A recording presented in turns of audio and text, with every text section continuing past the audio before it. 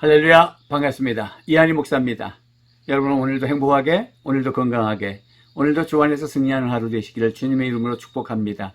하나님의 말씀 한 절 복록해 드리겠습니다. 출애굽기 38장 8절입니다. 그가 노수로 물두멍을 만들고 그 받침도 노수로 하였으니 곧 회막문에서 수종되는 여인들의 거울로 만들었더라. 오늘 말씀의 제목이 내가 십자가에 달리면 생기는 일, 내가 십자가에 달리면 생기는 일은 무엇일까? 라는 질문을 던지고 시작합니다. 이제 개척을 준비하면서 아주 외곽지대에 명지 국제 신도시의 외곽지대에 상가 건물들이 있습니다. 아주 많이 비어 있더라고요. 건물 안에 뭐 아무 시설도 없이 잘 나가질 않죠. 외곽지대에 있기도 하고요. 아직 뭐 준비가 안 된 그런 신도시 지역도 있더라고요.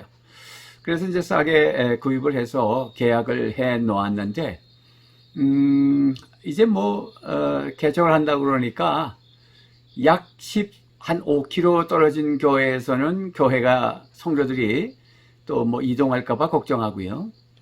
한 4.5km 된 교회에서는 또 긴장을 하고요.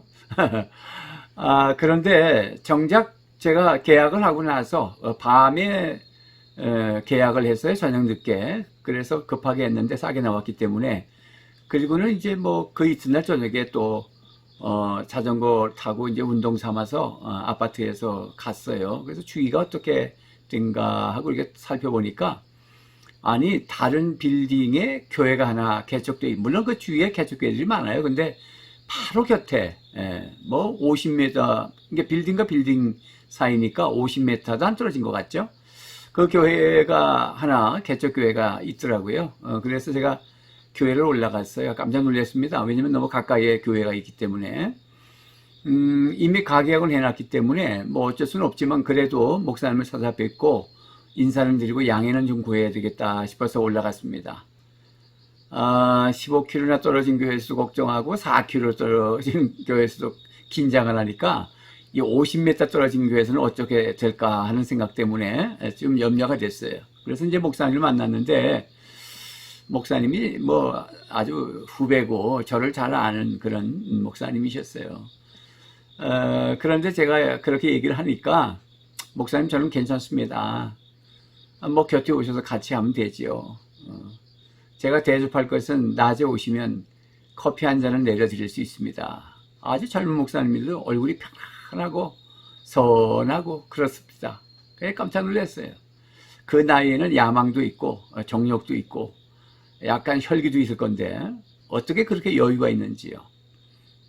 그러면서 저는 다 내려놨습니다. 그래서 전임교회에서 시험을 받아가지고 얼마나 충격을 받고 얼마나 광야를 통과한다고 애썼는지 공황장애 가다 왔고 정말 삶의 의욕을 다 상실하고 그렇게 광야를 통과했습니다. 그래서 다 내려놓고 나니까 아무 욕심도 없습니다. 목사님이 곁에 안 계시면 또 다른 목사라도 와서 또 개척합니다. 이 주위에 개척교회가 많고. 그러니까 염려하지 마십시오. 그러더라고요. 이야, 멋있다. 제가 말씀을 생각하면서 오늘 내가 십자가에 달리면 생기는 일, 이런 감 잡으셨어요? 그런 일이 생기는 거예요. 광야를 통과하시고 자기 부정을 하고 자기를 내려놓으니까 50m도 안 되는 목사님은 여유가 있으면서 함께 잘해보자 그러고 15km나 떨어진 교회는 혼란스럽다 그러고 4km 정도 떨어진 교회는 긴장을 해요. 왜 그럴까? 뭐 여러 가지 이유가 있겠지요. 자, 오늘 물두멍 얘기예요. 여러분 성막 안으로 들어가면 이제 문을 통과하죠. 그 성막문은 구원을 상징한다고 그랬어요. 그러면 뜰 안으로 들어옵니다. 뜰은 씻는 장소다, 그렇게 말씀을 드렸습니다. 번제단에서는 피로 씻고 물두멍에서는 물로 씻는 거예요. 그러니까 뜰 안에 두 성물이 있는데 하나는 번제단이고 하나는 물두멍입니다. 번제단 다음에 물두멍을 통과해야 그 다음에 성소로 들어가는 겁니다. 물두멍은 씻는 거예요. 물로 씻습니다. 번제단은 십자가 보혈의 피로 죄를 씻는 거고요. 지난 시간 말씀드렸으니까 더 이상 말씀드리지 않아도 되겠죠. 자, 그러면 내가 십자가에 달리면 생기는 일. 그 말씀의 제목을 마음에 두고 오늘 우리가 말씀을 계속 전개해 나가 봅시다. 자, 일단은 이 물두멍이 이 성막 안에서의 용도는 뭐죠? 제사장이 번제단에서 예배를 드리고 제사를 지내면 손이 더러워지죠. 그 다음에 발에는 샌들을 신어서 또 더럽습니다. 그러고 나서 성소로 들어간다는 건 그렇겠죠. 그래서 정결 의식을 통해서 이제 자기 몸을 씻는데 손과 발을 씻는 거예요. 주로 이제 손을 씻습니다. 그리고 물두멍을 통과해서 성소로 들어가는 겁니다. 그러나 이 물두멍에 영적 의미가 있을 거예요. 그죠? 번제단이 십자가를 상징했다면 물두멍은 씻는데 물로 씻는다. 여기에 영적 의미는 뭘까라는 것입니다. 여러분, 번제단에서 죄 용서받았지만은 아직 해결되지 않은 죄 문제가 있어요. 뭐 우리가 의인 되었지만 정말 완전한 의인은 아니잖아요. 이제 의롭게 살아가는 거지. 옛 자아, 옛 습관들, 옛 가치관, 옛 어떤 유격들이 그냥 있잖아요. 그런 것들이 툭툭 나올 때 그것이 물두멍에서 씻는 거예요. 자기를 부정하는 거죠. 그러니까 우리가 의롭게 살아야 의인 되는 게 아니라 십자가에서 단번에 의인이 되죠. 믿음으로 의인이 되죠. 그리고 나서 의롭게 살아가는 과정 속에 물두멍이 있는 거죠. 자, 로마서 3장 30절 말씀에 할례자도 믿음으로 말미암아 또한 무할례자도 믿음으로 말미암아 의롭다 하실 하나님은 한 분이시니라. 우리가 의롭다함을 얻는 것은 내가 의롭게 살아서가 아니라 예수 그리스도의 십자가를 믿음으로 말미암아 율법으로는 의롭다함을 얻을 수 없지만 십자가를 믿음으로 하나님이 너를 의롭다 해주셨어요. 그래서 지난 시간에 죄인인가 의인인가 할 때 우리는 의인이다라고 고백할 수 있어야 된다 말씀드렸습니다. 자, 그러면 의인이 돼서 이렇게 사는 거예요. 이렇게 살지 못한 부분에 대해서 물두멍에서 씻는 겁니다. 뭐 여기까지 이해가 되시죠? 사실은 우리가 죄를 지으면 죄책감이 들지요. 아무리 우리가 죄 용서받았다 하지만 우리가 죄를 또 지으면 하나님과의 관계에 문제가 생기기 때문에 그 관계 회복을 위해서 회개하는 거죠. 회개하고 다시 죄 용서받고 하나님과 관계를 유지하고 그럴 때 참 자유를 누리고 행복을 누리는 거지 않습니까? 우리가 죄를 막 짓고 번제단에서 죄 용서받았다고 아무렇게 산다. 그게 말이 됩니까? 말도 안 되지만 내 양심의 자유를 못 누려요. 그러니까 물두멍이 필요한 거예요. 물두멍은 복음이에요. 물두멍은 기회를 다시 주는 거예요. 물두멍은 의인의 삶을 살기 위한 과정인 것입니다. 그러니까 물두멍이 반드시 있어야 돼요. 그래서 물두멍에서 내가 죄를 다시 씻고 옛 자아를 다시 죽이는 십자가에 몸을 다는 그런 장소가 물두멍인데 그렇다고 해서 구원을 잊어버린 건 아니에요. 구원을 상실한다 그런 것도 아닙니다. 여러분, 물두멍의 위치를 보세요. 무엇을 통과했어요? 성막문, 구원을 통과했고 번제단, 십자가의 보혈의 피로 죄 용서함을 통과하고 물두멍이에요. 그런 거니까 물두멍에서 또 죄를 씻는다고 해서 구원을 상실했구나. 나는 구원을 다시 받아야 돼. 그럴 필요가 없어요. 그렇지 않습니다. 이미 구원을 통과했고 이미 십자가의 피로 씻음받은 저와 여러분들인 것을 믿으셔야 돼요. 그러나 날마다 삶 속에 이제 구원을 이루어가는 것이죠. 사실은. 여러분, 잠언서에 보니까 악인은 한 번 넘어지면 못 일어난다고 그래요. 근데 의인은 7번 넘어져도 다시 일어난다고 그랬습니다. 여러분, 다시 일어나셔야 됩니다. 잠언서 24장 16절 말씀이네요. 대저 의인은 7번 넘어질지라도 다시 일어나려니와 악인은 재앙으로 말미암아 엎드러지느니라. 여러분, 다시 일어나시길 바랍니다. 다시 일어나세요. 뭐 우리 넘어질 수 있어요. 다시 죄를 지을 수 있어요. 우리는 완전한 의인이 된 것이 아직 아니지 않습니까? 그래서 빌립보서 2장 12절에 바울이 이런 말씀을 했어요. 지난번에 벌써 이미 말씀드린 거지만 복습합니다. 그러므로 나의 사랑하는 자들아 너희가 나 있을 때뿐만 아니라 더욱 지금 나 없을 때에도 항상 복종하여 두렵고 떨림으로 너의 구원을 이루라. 여러분 기억나시죠? 두렵고 떨림으로 너의 구원을 이루라. 여기 너의 구원을 이루라라고 하는 것은 야, 구원이 내가 행함으로 이루어가야 되는가? 이런 의심이 들고 의문이 생기죠. 그런 뜻은 아니에요. 여기 구원을 이루라는 것은 현재 구원, 성화의 삶, 즉 물두멍을 거쳐라 그런 말씀이에요. 오늘 성막의 물두멍에 비교한다면 즉 구원이라는 게 3차원이 있어요. 첫째, 과거 구원이 있어요. 여러분, 우리가 예수를 믿으면 죄 용서 이미 받은 거예요. 영생을 가진 거예요. 그죠?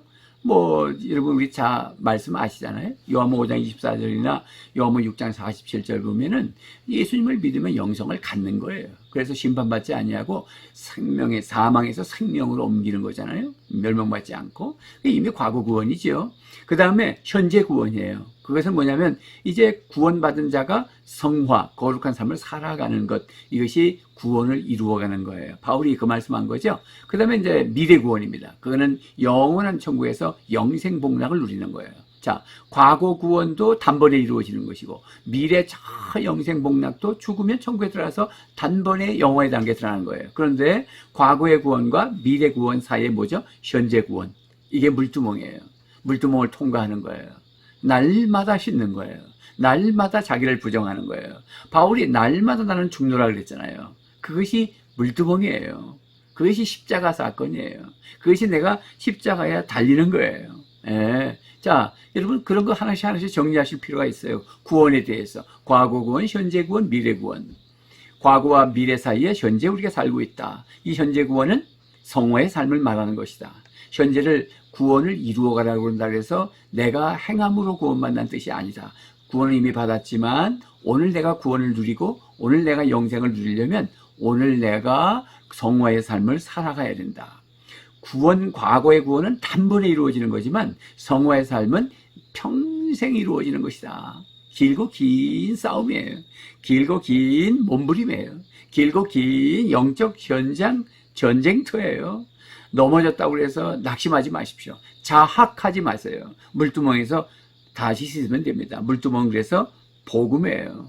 성경에 어떤 영웅도 단번에 영웅된 사람이 아무도 없습니다. 여러분 아브라함이 그렇고 모세가 그렇고 엘리야가 그렇고 엘리사가 그렇고 다윗이 그랬습니다. 다 광야를 통과했어요. 다 물두멍에서 자기의 모든 옛 자아를 씻는 훈련을 했습니다. 아까도 말씀드렸듯이 신약에서 바울도 나는 날마다 죽노라 그랬다니까요. 자, 그러면 오늘 이 말씀 물두멍 자기를 씻는다 그럴 때 제가 이 말씀을 묵상하면서 그 생각이 나요. 예수님께서 제자들의 발을 씻은 장면 여러분 아시죠? 요한복음 13장에 나오는데 이제 유월절 전에 식사하실 때에 예수님께서 수건을 허리에 두르시고 대야에 물을 떠다가 제자들의 발을 하나하나 씻겼어요. 그런데 베드로 차례가 왔습니다. 그게 베드로가 깜짝 놀랐죠. 왜냐하면 예수님이 무릎을 꿇고 당신의 그 더러운 발을 베드로의 더러운 발을 씻어 주시고 수건으로 닦을 때 베드로가 씻으려니까 주님 이러지 마십시오. 이렇게 하시면 안 됩니다. 저는 발을 못 내밀겠습니다. 씻으시면 안 됩니다. 그렇게 얘기했단 말이죠. 그때 예수님이 하신 말씀이 요한복음 13장 8절 말씀입니다. 베드로가 이르되 내 발을 절대로 씻지 못하리시리이다. 예수께서 대답하시되 내가 너를 씻어주지 아니하면 네가 나와 상관이 없느니라. 네가 나와 상관이 없느니라. 이 모든 주석을 봐도요, 네가 나와 상관이 없느니라. 그 말은 뭐냐면 너 예수님과 함께 나와 함께 천국을 상속받지 못하리라. 이건 거듭나지 못하는 것이다. 이런 말이에요. 이게 영적 의미잖아요. 지금 세숫대에다가 대야에다 물을 담고 그 다음에 발을 씻는데 영적 의미예요. 영적 의미로 말씀하셨단 말이에요. 베드로가 내 발 씻으시면 안 됩니다. 너무 황당하죠. 어떻게 이렇게 높으신 주님께서 자기 더러운 발을 씻겠어요? 그래서 그랬는데 예수님께서 내가 네 발을 씻지 않으면 너와 나가 상관이 없다. 그 말은 영적 의미라니까요. 너와 함께 내가 천국을 상속받을 수가 없어. 너는 거듭난 자가 아니야. 이렇게 얘기했단 말이에요. 그러니까 베드로가 깜짝 놀랐죠. 베드로는 우리는 해석을 했지만 베드로는 그 영적 의미를 알고 뭐라 그랬냐면 그러면 손도 씻어주고 머리도 씻어주세요. 그랬단 말이에요. 그랬더니 예수님께서 그 다음 대답이 뭐라 그랬냐면 요한복음 13장 10절입니다. 예수께서 이르시되 이미 목욕한 자는 발밖에 씻을 필요가 없느니라. 온몸이 깨끗하니라. 너희가 깨끗하나 다는 아니니라. 여전히 영적 의미를 말씀하셨어요. 자, 봐요. 이미 목욕한 자는 발밖에 씻을 필요가 없다. 그게 영적 의미 무슨 의미입니까? 이미 목욕한 자라는 것은 이미 예수님을 믿고 영원히 깨끗함을 받은 자, 거듭난 자 이런 뜻이에요.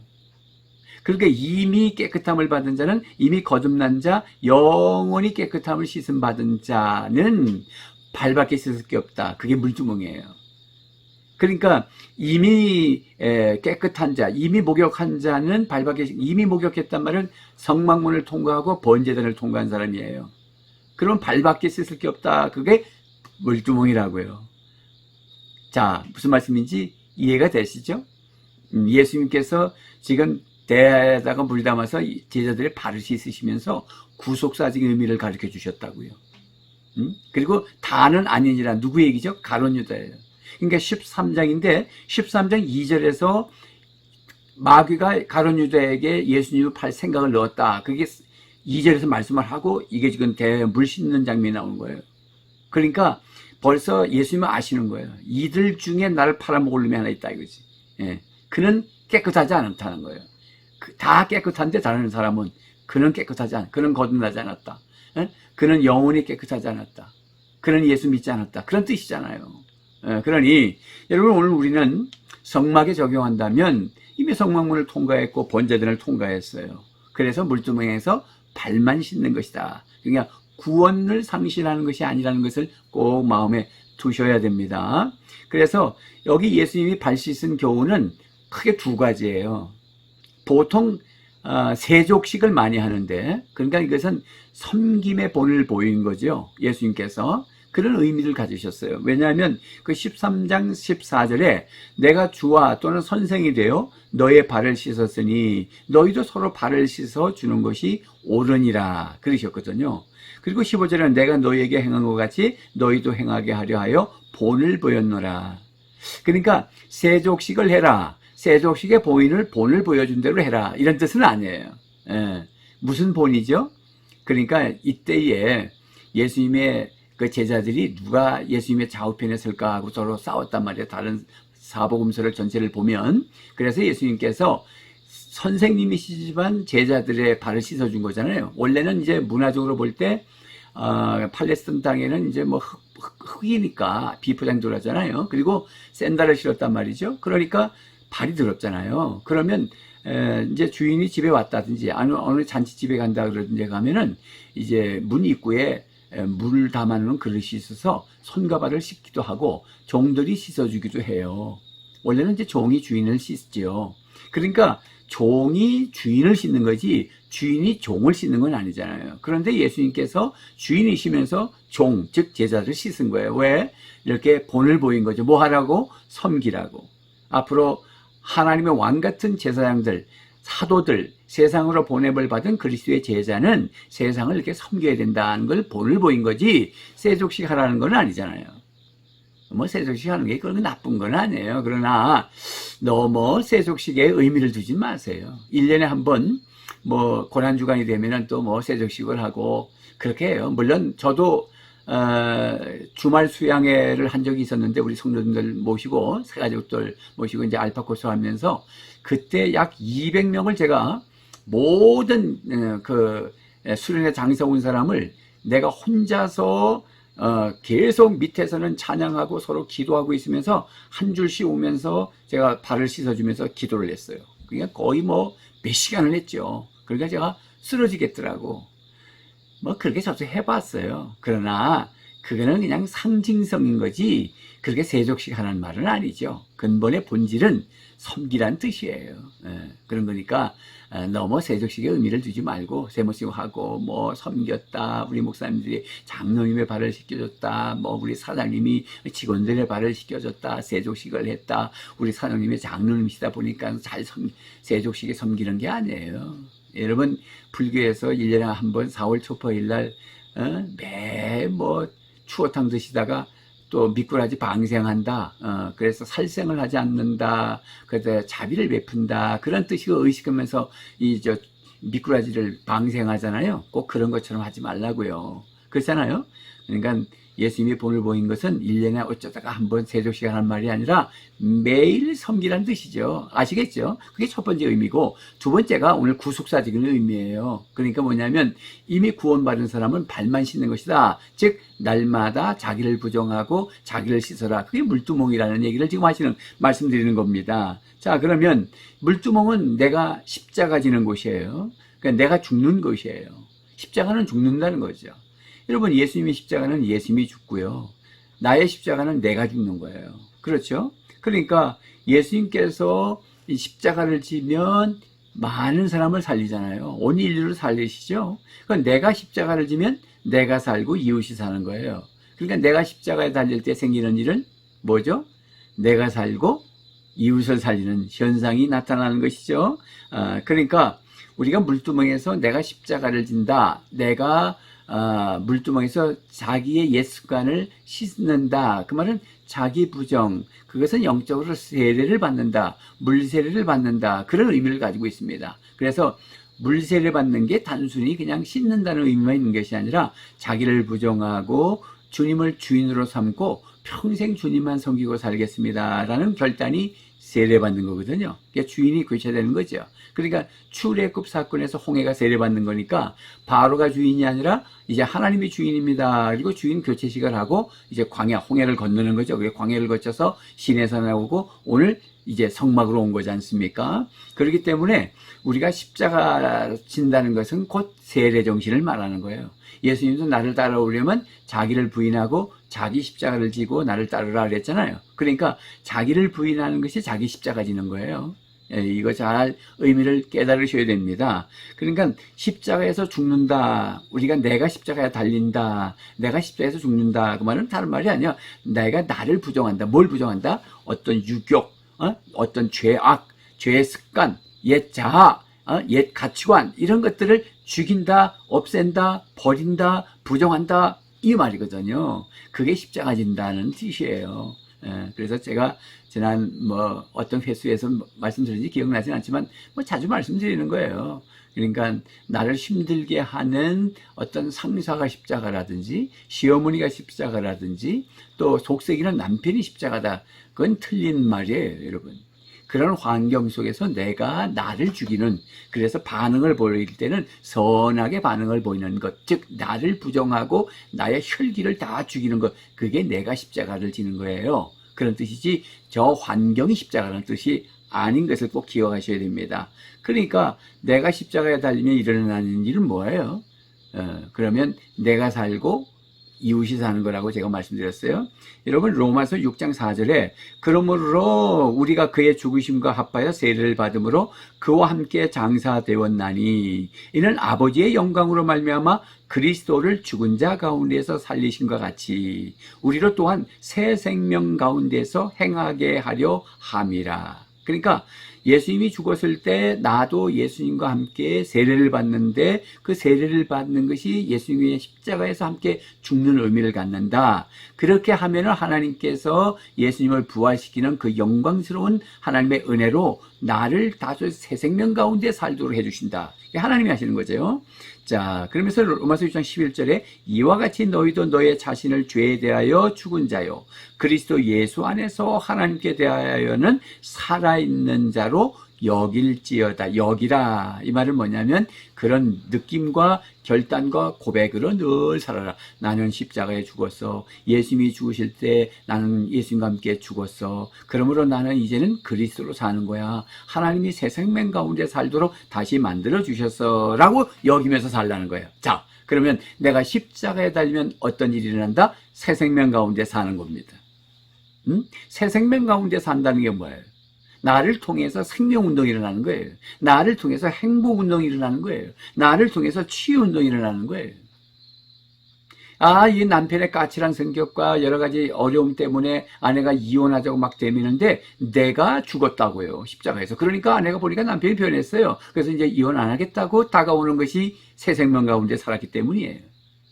내가 새 생명 가운데 살면요 아이들에게 폭언을 하고 매질을 하고 그래서 아이들이 다 상처를 받고 아빠가 회사에서 오면 다 자기 방으로 콕콕 들어가는데 내가 변하고 내가 십자가에 죽고 내가 물두멍에서 나를 씻어버리면 어떻게 되죠? 새 생명 가운데 살지요. 그러므로 얼굴에 행복이 넘치고 웃음이 넘치고 용서가 넘치고 치유가 넘치고 관용이 넘치고 받아들이고 그렇게 아이들을 끌어안았더니 아이들이 지방으로 뛰어들어가는 것이 아니라 아빠 그리고 마중 나온단 말이에요. 응접실에 앉아있으면 아이들이 옆에 가까이 앉아서 또 딸아이는 어깨를 주물러주기도 하고 말이죠.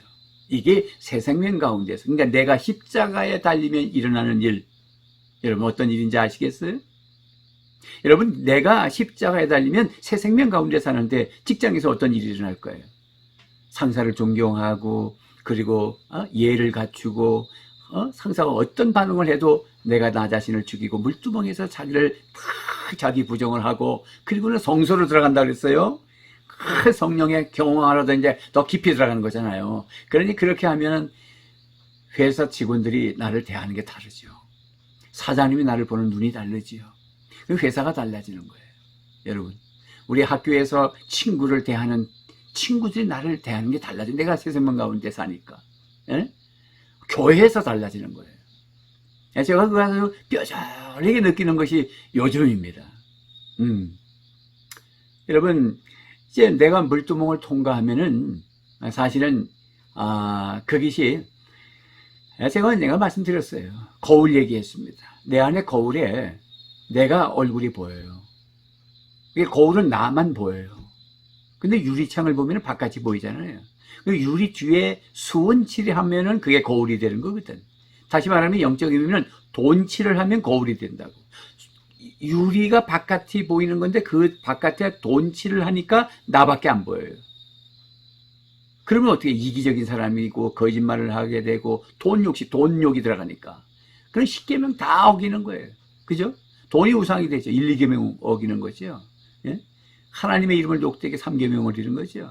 돈 때문에 막 장사하고 사업하고 막 골프 치러 다니고 돈, 그러면 4계명 안식을 지키는 게 어기는 거 되죠.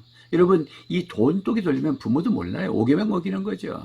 6계명 살인하고 시기 질투하고 뭐 또 음란하고 돈이, 그래서 돈, 섹스, 그런 명예, 이런 책도 있더라고요. 그러니까 여러분 쉽게 보면 다 어기는 거예요. 예? 도둑질하고 살인하고 거짓말하고 이웃을 탐내고. 그러니까 여러분 보십시오. 그게 다 죽여야 되는 건데, 예? 그 죽이면 새 생명 가운데서 사는 거예요. 예? 그러니까 제가 이제 개척교회 하는 뭐 이유 중에 하나가 사람 살리기 위해서죠. 물론 뭐 우리의 삶의 목적이고 비전이죠. 그래서 사실은 그런 생각을 해봤어요. 제가 내려놓고 광야 한 2년 동안 방광이 걸려가지고 터밭 읽으면서 다 내려놓고 그 다음에 치유가 되고 회복이 되니까 다시 사람 살리고 싶다 하는 생각이 들어요. 그러면서 이 코로나 시대에 울면서 가는 이 차창 바깥에 유리창 바깥으로 보이는 그러니까 이 수은칠한 거를 벗겨내면 세상이 보이잖아요. 돈칠한 걸 보이면은 유리가 되거든요. 보이잖아요. 울며 가는 사람들이 보인다고. 저 사람들 어떻게 살릴까? 코로나 위기 가운데 어깨가 쭉 처진 사람들에게 용기를 주고, 저 영혼들을 살리고, 또 신앙에 방황하는 사람들을 살려서 자기 교회로 보내기도 하고. 저는 뭐 가정교회 하면서 10여 년 동안 그렇게 했습니다. 이름 진짜 받지도 않았지만은 꼭 목숨 걸고 오는 사람은 그러면 치유받고 가시오. 그래서 한 3개월만 다니다가 가시오. 그래서 몇 사람 보냈어요. 자기 본교회로. 그래서 자기가 고맙다고 선물도 보내더라고요. 아주 보람이 있었어요. 그러니까 뭐 지금 더 그렇죠. 더. 그런 현장에 있을 때도 그랬는데. 그런데 지금은 나이가 있잖아요. 그러니까 다 내려놓고 보니까 살리고 싶어요. 혹시 말이죠. 뭐 저를 위해서 기도해 주시면은 은퇴하신 목사님들 가실 데 없으시면 저 개척교회 나중에 이제 알려드릴 테니까 오세요. 식사 대접해드리겠습니다. 오고 갈 데 없으면 오셔서 치유받고 그 다음에 그들에게 먹여서 난 보내고 싶어요. 아니 무슨 교회가 성장하면 뭐 할 것이에요. 난 하나님의 나라에 일조하고 싶어요. 그리고 하나님 앞에 설 거예요. 무슨 욕심이 있습니까? 왜 걱정들 하십니까? 현장에 있고 빚이 몇십억이 있어도 내가 이등신자를 받지 않았던 사람인데 이제 노년에 뭐 개척하면서 뭔 다른 교회에 피해를 주겠어요. 걱정하지 마세요. 약속을 지킵니다. 그러니까 우리 사람을 함께 살리는데 비전을 가지고 공유하는 거지요. 그러니까 어쨌든 저는 뭐 물질은 없지만 있는 대로 퍼주고 싶어요. 제가 늘 200억을 달라고 하나님께 기도를 했는데 그래서 복지관 한 20억 예산되는 1년에 그래서 10년만 굴리면 그 200억이다 뭐 그렇게 응답받았다고 했지만 요즘은 또 하나님 저에게 200억을 주셔서 또 다시 기도합니다. 진짜 멋지게 사람 살릴 것 같아요. 그게 있으면 정말 나라 돈 타서 안 쓰고 제 재정만 가지고 복지관 운영해서 사람 살리고 싶고요. 그런 꿈이 있어요. 여러분도 꿈꾸시라고 제가 도전했죠. 이런 따뜻한 마음이 어디서 생겼습니까? 이런 여유 있는 마음. 아까 처음 제가 서론에 말씀드렸던 그 개척교회 목사님, 이제 한 50대 초반 정도, 아주 젊은데 다 내려놓고 얼굴이 온화하게 광야를 통과하신 거. 저도 2년 광야 통과하고 회복되고, 제 그 빅모님이 이서방 그 지긋지긋한 목회 왜 다시 하려고 그래? 곁에 있으면서 당신 사위가 고생하는 거 보셨거든요. 그래서 병든 것까지 다 보셨거든요. 그런데 왜 그 일을 다시 하려고 그러냐? 이 노년에 그냥 쉬지. 그렇게 말씀하셨어요. 저도 그런 생각 왜 안 했겠어요. 그런데 사명은 쉬는 게 아니잖아요. 사명은 녹쓰는 게 아니잖아요. 달아 없어져야지. 그렇지 않겠어요?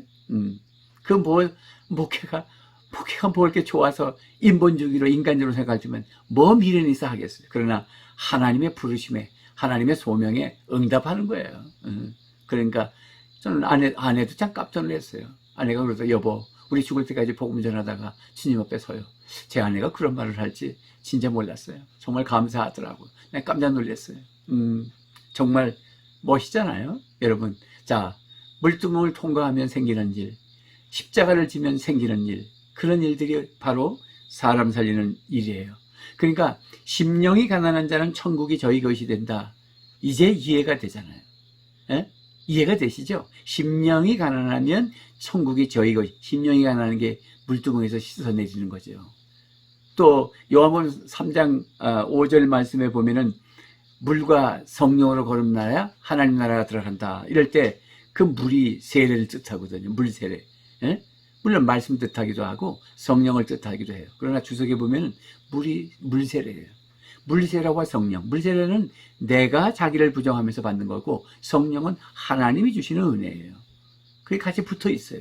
그러니까 물과 성령으로 거듭나야 하나님의 나라 들어간다도 이제 물의 의미를 아시겠습니까? 이제 은혜가 되죠. 그러니까 참 이 하나님의 은혜를 붙잡고 우리 한번 다시 시작해 보십시다. 성막문 구원 받으셨어요. 번제단 예수님의 십자가 보혈의 피로 단번에 씻음을 받았어요. 그러나 물두멍에서 날마다 삶 속에 자기를 씻는 거예요. 그래서 처음에 그 아담이 잃어버렸던 세상을 정복하는 통치권이 있잖아요. 그걸 우리가 다시 회복하는 거예요. 그래서 세상을 다스려가고 이 세상에 하나님의 나라를 세워가는 일에 저와 여러분들이 함께 쓰임받기를 주님의 이름으로 축복합니다. 찬양하겠습니다. 낮엔 해처럼 밤엔 달처럼 그렇게 살 순 없을까? 욕심도 없이 어두운 세상 비추어 온전히 남을 위해 살듯이 나의 일생에 꿈이 있다면 이 땅에 빛과 소금 되어 가난한 영혼 지친 영혼을 주님께 인도하고픈데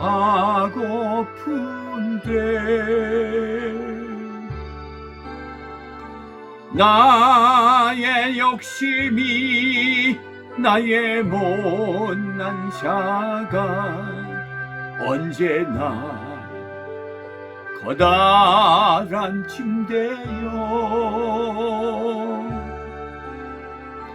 나를 짓눌러 마음을 곤곡해 하니 예수님 나를 도와주소서.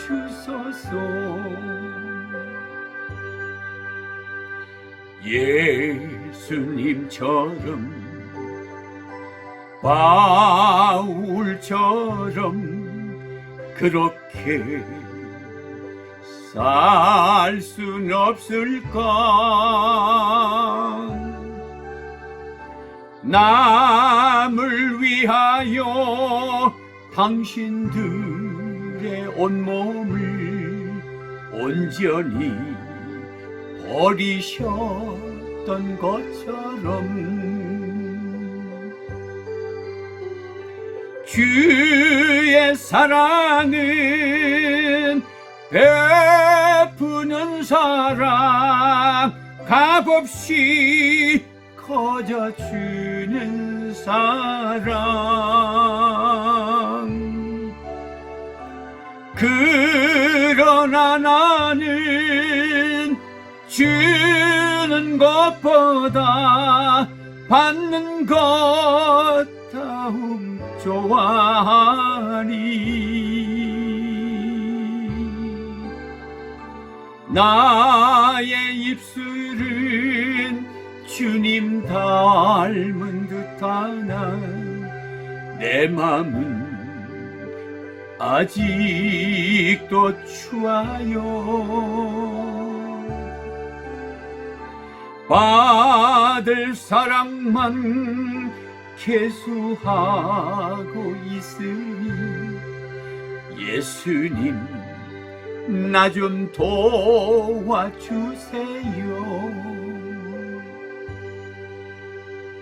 예수님 날 도와주소서.